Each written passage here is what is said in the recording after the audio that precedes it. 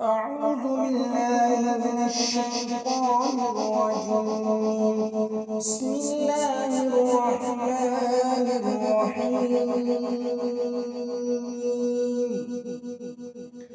لا أقسم بهذا البلد وأنت حل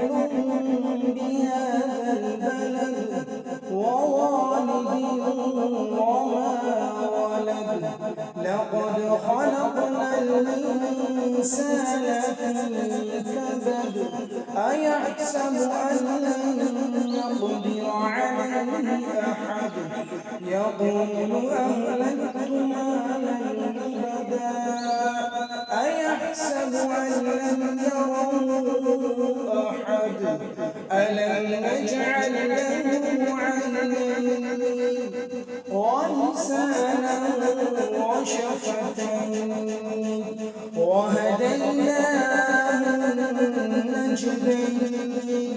فلاقتحم العقبة وما أدراك ما العقبة فك رقبة أو إطعام في يوم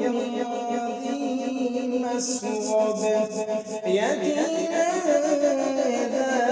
مقربة أو مسكينا ذا متربة ثم كان من الذين آمنوا وتواصوا بالصبر وتواصوا بالمرحمة أولئك أصحاب الميمنة والذين كفروا بآياتنا هم أصحاب المشأمة عليهم نار مؤصدة